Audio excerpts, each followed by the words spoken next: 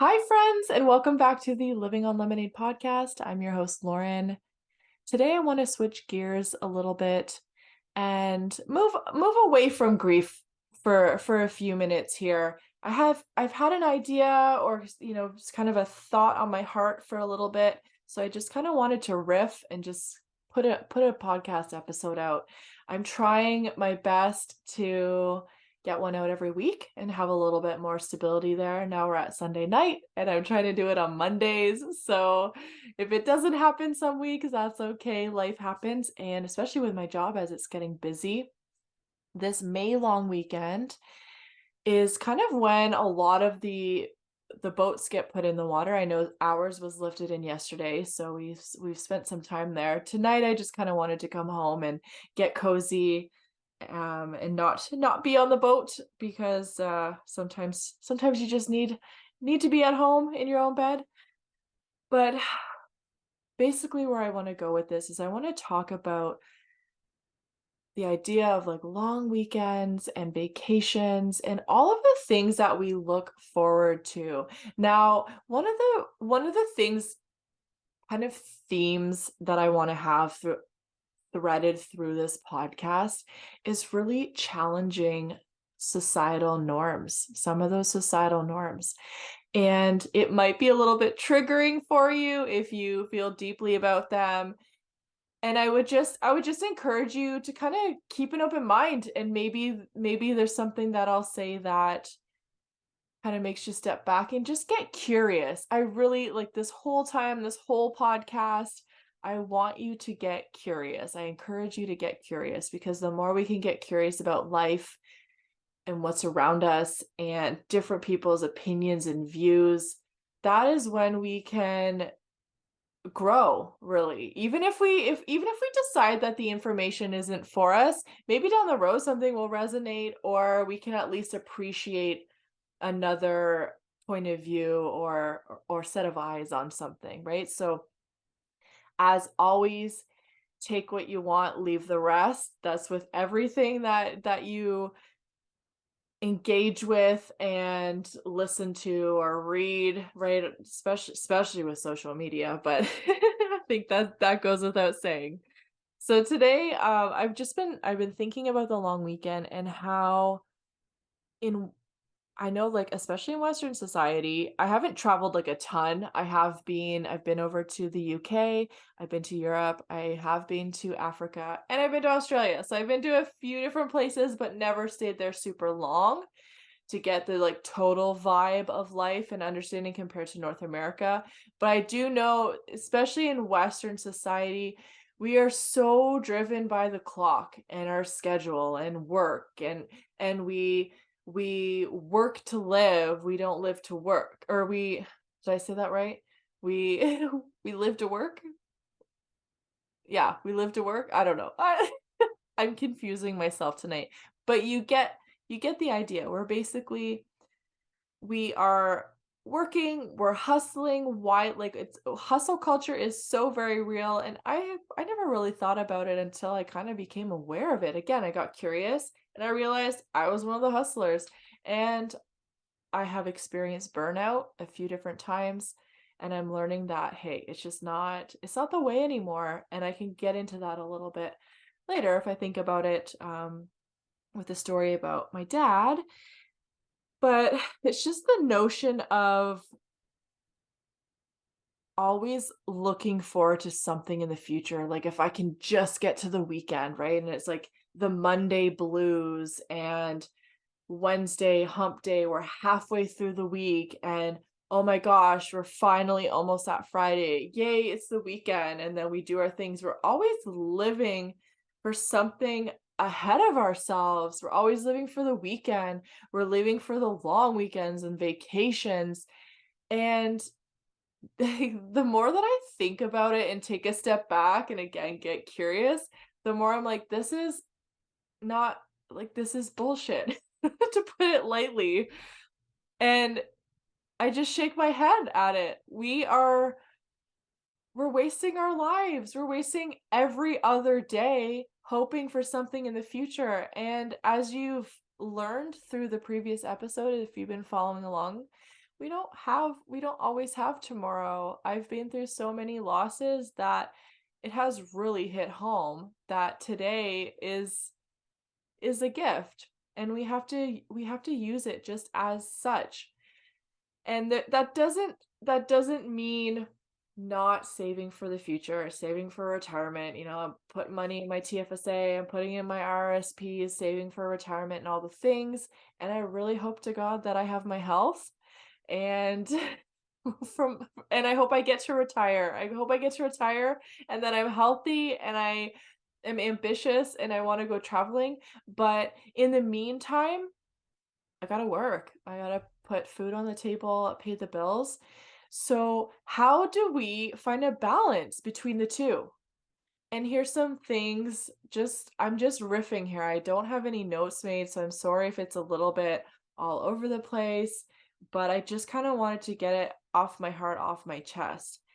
And what I've come to realize is we just have to make the best of every day. And this goes with the living on lemonade theme, right? It's just like taking kind of the mundane or the crummy parts of life and making it beautiful and yummy and tasty. And the way that I do that is, for one, I have hobbies. Like one of the reasons I wanted to come home is I'm itching to get into my scrap bin of fabric because I want to start planning some projects. So I just kind of wanted to sit on the floor for, 30 minutes before I go to bed before day shift tomorrow and get excited about some projects that I can do. I can do them. I don't necessarily do a lot of work after day shift because I work 12-hour shifts and especially summers like crazy. I work as a radio operator for the Coast Guard, if I haven't said that already. So we listen to the radios, we help with search and rescue, we help commercial vessels transit the Great Lakes safely. So there's a lot of noise going on in the summer, and I often come home and I just want to sit in the quiet, dark, and just like be at peace. And I kind of come home, I eat dinner, I shower, and I go to bed. And that's kind of how my summer is a lot of the time, especially flip-flopping between day shift and night shift. And with all the overtime, it is so easy to hit burnout. I am so very much aware of it. So these are the tools that I put in place. Not only am I a shift worker, so much overtime, there's just a lot of layers to it.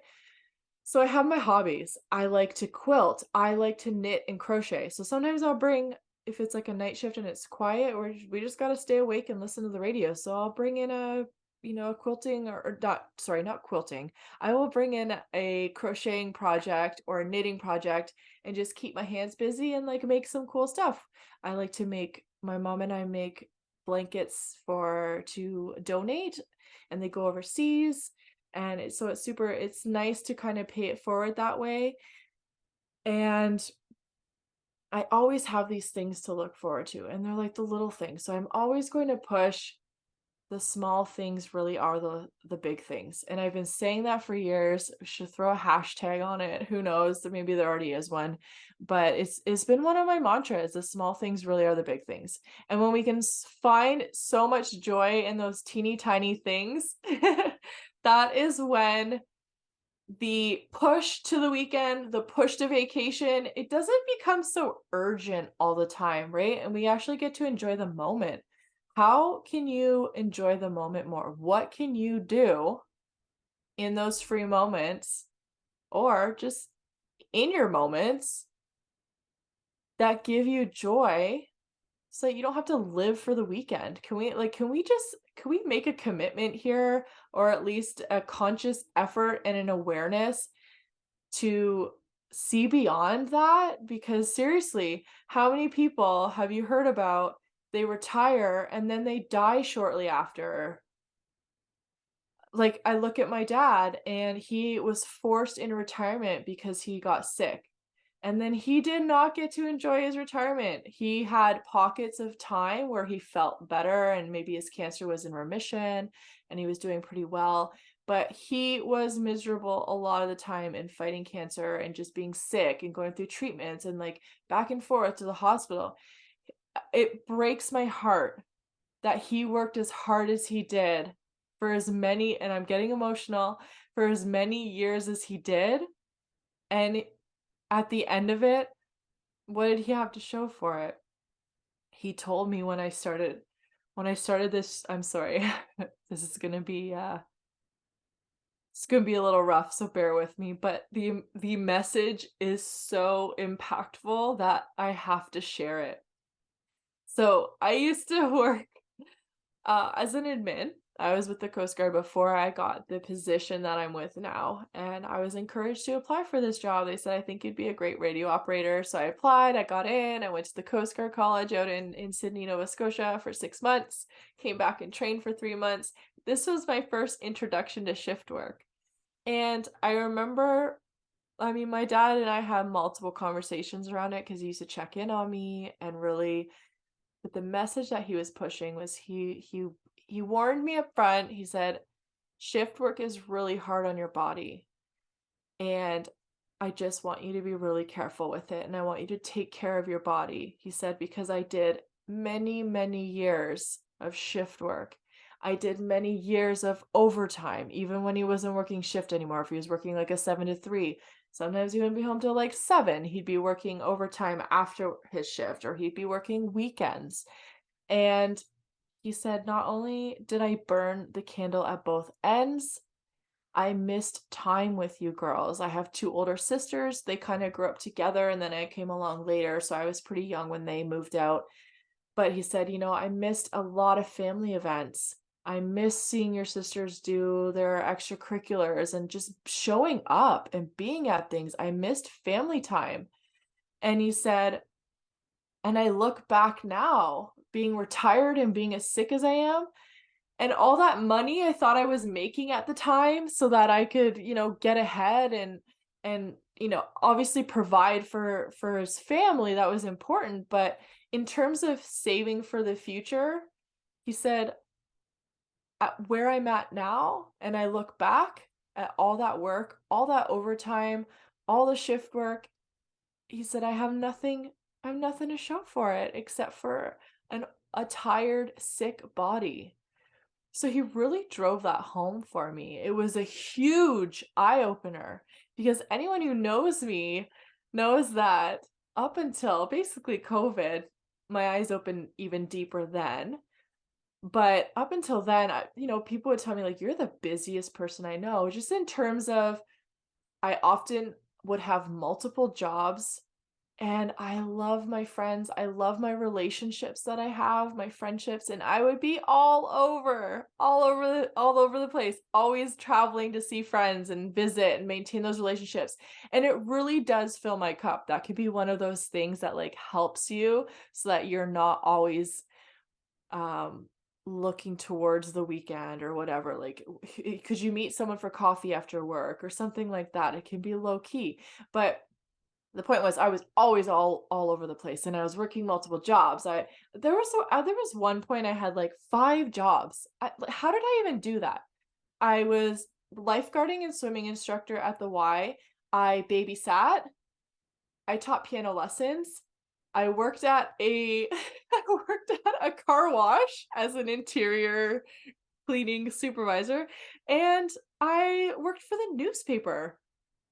And then I did weddings too. Like, how? I don't know. I look back and my head spins thinking about it. But at the time, it did it I wanted the extra money and stuff so I could do all the things, and I made it happen. And a lot of those things were kind of paid hobbies, right? So it did fill my soul, but it was like I was on the road to burnout like 100%.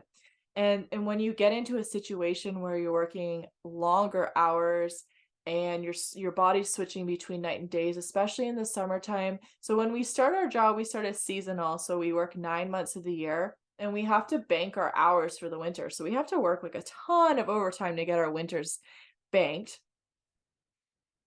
So it's nonstop. It's like switching back and forth. There's times when like that first summer season when I was adjusting to shift work, there were times where I would leave that building and I didn't know if it was evening or morning. I was so confused. But eventually I kind of got into the flow of it. But my dad was really really hitting that point by saying, "Don't hustle your life away and then have nothing to show for it. Because even if you have some money saved, if you don't have your health, you don't have much. And it was so true. And I watched him struggle. I watched him be sick, so sick off and on for years. He had multiple myeloma for 6 years, and he had leukemia before that. It miraculously disappeared. We're super grateful for that, but it he was one of those examples of really, like, not just saying it to me. He didn't say it to me in a preachy way. It was like full concern, so much love for me that it's just like, learn from my lessons so you don't have to go down this road. Like, he wanted better for me. So he's like, learn from the things that I have learned so that you can have a better path. And I'm so grateful for it. Ugh, I miss him so much. So I really when we're in the busy season, I gotta be a team player at work and stuff, I still think about that. How can I find work-life balance so I'm not always looking forward to my days off, right? What can I do this evening? Maybe it's like sometimes when I'm switching from days to nights, I'll do a little face mask and it smells floral and like roses is my favorite one. It's actually a Mary Kay one. If you know Mary Kay, I highly recommend it if you can still get it. It's this pink clay mask. I love it. And it helps me settle in for the night. I feel like I've been pampered, and it gives me something to look forward to, and it helps with stress release. And I have a million other things. I started talking about hobbies. I like reading. I'm getting back into journaling. It's part of my grief stuff that I'm working through. I used to really, as you know from earlier episodes, I really did lean on journaling a lot, and it really helped me out of some dark places. So I'm getting back into that and enjoying it. And oh gosh, I scrapbook. Like, I have a million hobbies on honestly. I can't even start to to like to name them all. But the point is, what things can you insert and make a priority in your everyday life that bring you joy so that you're not always looking towards the future? Because when you're looking towards the future, you're not enjoying the present. And like I said, that's all we have. We're not guaranteed a future. If we can't enjoy right now, like what else is there? I really want to I really want to emphasize that. And if you've been hustling, just just take a breath. Take a few breaths and ask yourself, like, for what? And maybe you're in a season right now that you just got to like get down to it, get her done, do the things. But how long can you sustain that? And where is it bringing you to? What's the end goal here? And if it's like going to be 4 decades like my dad, like, I really I really think it's important that we reevaluate that, because in Western society, we are expected to hustle. We are expected to be at such a fast pace. It's not sustainable. It's not healthy for our bodies. It's not healthy for our minds.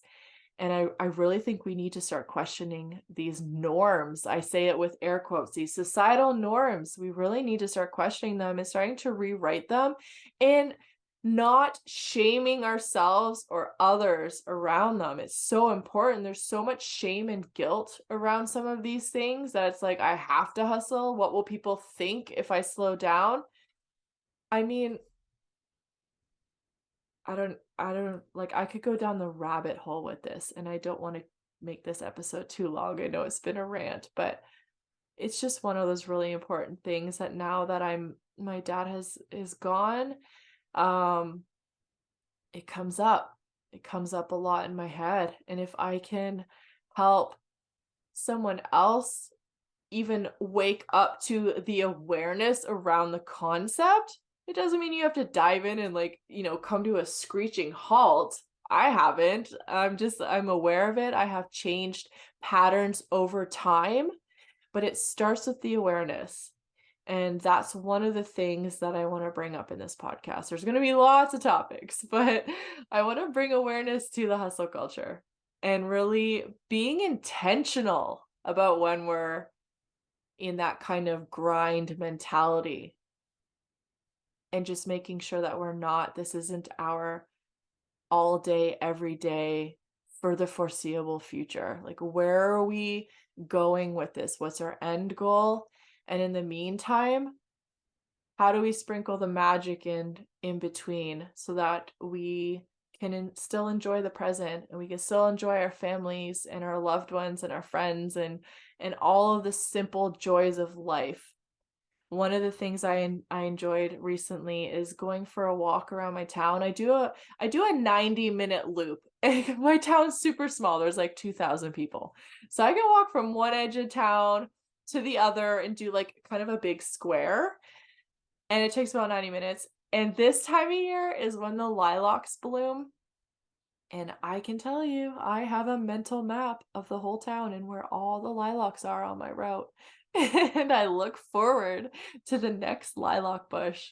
And when I get to that lilac bush, I stop and I put my nose right up to them and I take a big deep breath and I just take a moment. I close my eyes and I take a deep breath and I smell those lilacs and I just have a moment and I'm fully present, fully intentional on just enjoying those beautiful flowers. They're my favorite flowers, and I only get to enjoy them for a short period of time. And I take a moment and I look forward to that next beautiful moment until I get back home. And then it's like, okay, now what's up? But I have that intentional time that I carve out, that 90 minutes. And I like to do it when I'm starting night shift or between night shifts. It gets my body moving and it gets me prepared to have a nap before nights. So what can you build? What I want you to take away from this is, what can you build into your day, or what are you already doing? I don't, it's not so much of everyone starting from scratch. Take a moment, take a few moments, just get quiet, take a few deep breaths, close your eyes, and just think to yourself, like, what am I doing already? Maybe it's not even conscious. Maybe you're doing these things just because you enjoy it, but you're not like thinking too much about it. And if you do, like, bravo, you're already on the path. If you've been in hustle mode for too long, there is no shame. I've been there, done that. Sometimes I still slip in and I just have to be aware of it once I start getting down the path where I'm starting to feel resentment, and that's a whole other story. But just think about, what am I doing now that feeds the day, that helps me just enjoy the day and not be thinking about tomorrow or whatever's next that you want to enjoy. And what else could you build in? Maybe there's something you want to try. What else could you build into your day that you could try that's going to add joy to your daily life and make every day fun so that we can just enjoy it. And then when we get to our vacation, it's even more exciting. We're not just burnt out and then sick on our vacation. Because hands up, if you've finally gotten to your vacation and then your body breaks down because you've been in hustle mode and like chronic stress, and then your body finally gets that big sigh of relief that you get on vacation, and instead of enjoying it, your body breaks down because it finally had a chance to rest, and you totally get sick, and then you're sick on your vacation. This is not what we want, right? So I'm going to leave it at that. I'd love to hear on social media. Tell me what you do in your day. Tell me what you want to do, and what aha moments have you had? What does this awareness bring up for you? Take time every day. Maybe it's in the morning, those first like couple minutes as you're waking up, or maybe it's the last couple minutes as you're winding down. Take a couple moments and pick something like this topic to just bring to mind and then see what comes up for you.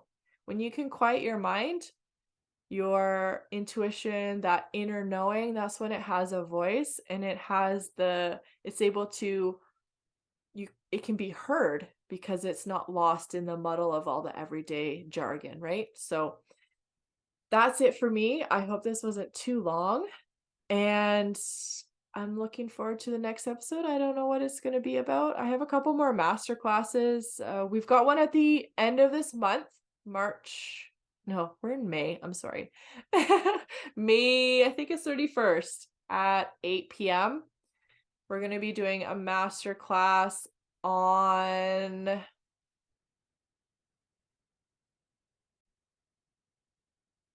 at the end of the month, March. Oh my gosh, I said it again. Okay, it's actually May 30th. Tuesday, May 30th, 8 p.m. in the Living on Lemonade with Lauren Facebook group. I do a monthly free masterclass where we pick different topics. And this month will be it's called Soul Whispers, and it's about intuition. It's an introduction to intuition, what it is, what it looks like, and how to tap into it to bring more of that inner knowing into your everyday life. So it's going to be a great topic. You can find me inside of that group. I'll leave the link in the show notes, or you can find me on Instagram at Ms. MZZ, Lauren, Lauren, Gilhula, Gilhula. Find me on Instagram. Leave me a message. I want to know how things are going for you. And if you had any takeaways, I would love to hear them, because I just believe that our experiences are meant to be shared. I'm sharing my experiences, my aha moments, where I've come from, where I'm going. And I love having people alongside of me to walk the path with. So I hope you're hanging in with whatever's going on in life. Sending you so much love, and I will catch you on the next episode. Bye for now.